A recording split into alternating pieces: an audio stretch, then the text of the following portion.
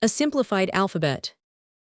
This article, written during the autumn of 1899, was about the last writing done by Mark Twain on any impersonal subject. I have had a kindly feeling, a friendly feeling, a cousinly feeling towards simplified spelling, from the beginning of the movement 3 years ago, but nothing more inflamed than that. It seemed to me to merely propose to substitute one inadequacy for another, a sort of patching and plugging poor old dental relics with cement and gold and porcelain paste. What was really wanted was a new set of teeth. That is to say, a new alphabet. The heart of our trouble is with our foolish alphabet. It doesn't know how to spell, and can't be taught. In this it is like all other alphabets except one, the phonographic. That is the only competent alphabet in the world. It can spell and correctly pronounce any word in our language. That admirable alphabet, that brilliant alphabet, that inspired alphabet, can be learned in an hour or two. In a week the student can learn to write it with some little facility, and to read it with considerable ease.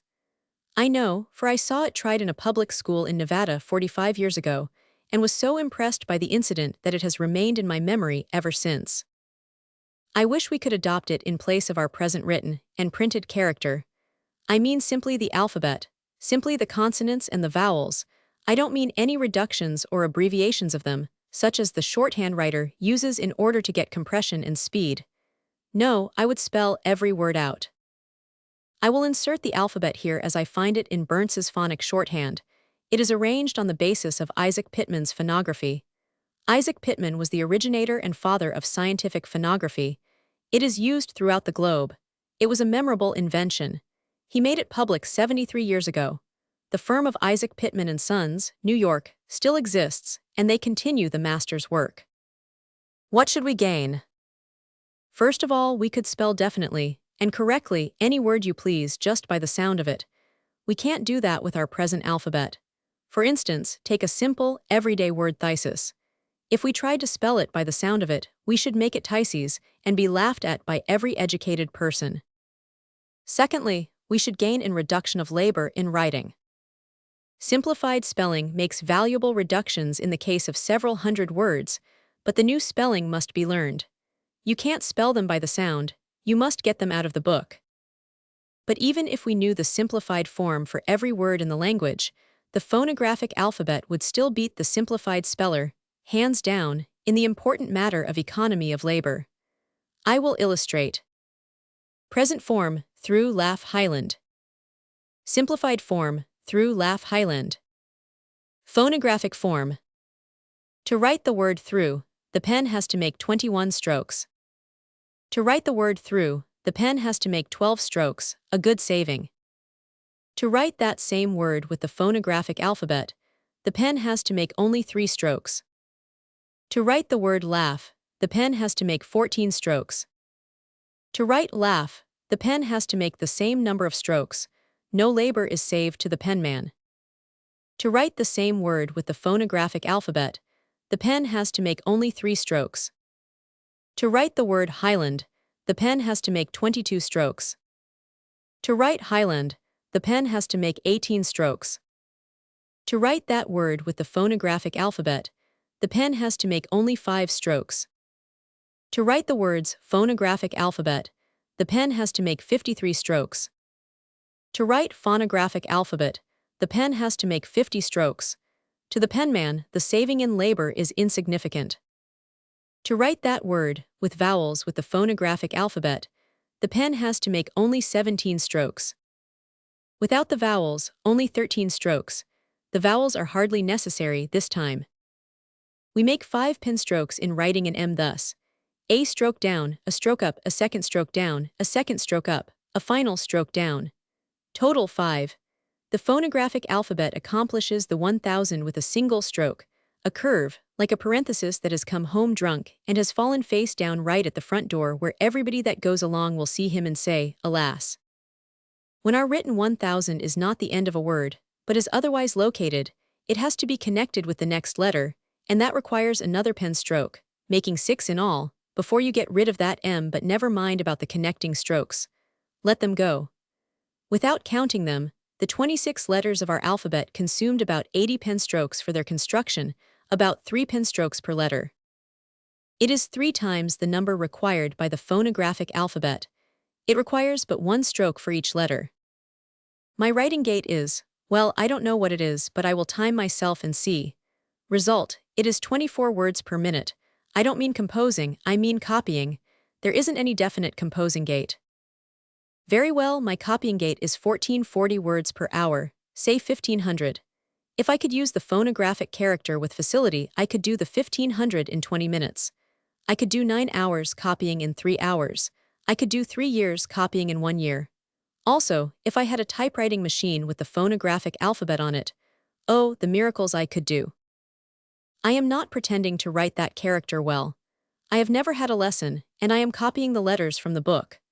But I can accomplish my desire, at any rate, which is, to make the reader get a good and clear idea of the advantage it would be to us if we could discard our present alphabet and put this better one in its place, using it in books, newspapers, with the typewriter, and with the pen. Man, dog, horse. I think it is graceful and would look comely in print. And consider once more, I beg, what a labor-saver it is. 10 pen strokes with the one system to convey those 3 words above, and 33 by the other. I mean, in some ways, not in all. I suppose I might go so far as to say in most ways, and be within the facts, but never mind. Let it go at some. One of the ways in which it exercises this birthright is, as I think, continuing to use our laughable alphabet these 73 years, while there was a rational one at hand, to be had for the taking. It has taken 500 years to simplify some of Chaucer's rotten spelling, if I may be allowed to use so frank a term as that, and it will take 500 more to get our exasperating new simplified corruptions accepted and running smoothly. And we shan't be any better off then than we are now. For in that day, we shall still have the privilege the simplifiers are exercising now. Anybody can change the spelling that wants to. But you can't change the phonographic spelling, there isn't any way. It will always follow the sound. If you want to change the spelling, you have to change the sound first. Mind, I myself am a simplified speller. I belong to that unhappy guild that is patiently and hopefully trying to reform our drunken old alphabet by reducing his whiskey. Well, it will improve him. When they get through and have reformed him all they can by their system, he will be only half drunk. Above that condition, their system can never lift him. There is no competent, and lasting, and real reform for him, but to take away his whiskey entirely, and fill up his jug with Pitman's wholesome and undeceased alphabet. One great drawback to simplified spelling is that in print a simplified word looks so like the very nation. And when you bunch a whole squadron of the simplified together, the spectacle is very nearly unendurable. The demais of cours come when the public maybe expect to get reconciled to the bezier aspect of the simplified combinations. But, if I may be allowed the expression, is it worth the wasted time? To see our letters put together, in ways to which we are not accustomed offends the eye, and also takes the expression out of the words. Lawn Macduff, and damned be he who first cries hold enough. It doesn't thrill you as it used to do. The simplifications have sucked the thrill all out of it. But a written character with which we are not acquainted does not offend us. Greek, Hebrew, Russian, Arabic, and the others, they have an interesting look, and we see beauty in them too. And this is true of hieroglyphics as well. There is something pleasant and engaging about the mathematical signs when we do not understand them.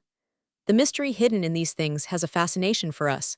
We can't come across a printed page of shorthand without being impressed by it and wishing we could read it. Very well, what I am offering for acceptance and adoption is not shorthand, but longhand, written with the shorthand alphabet unreduced.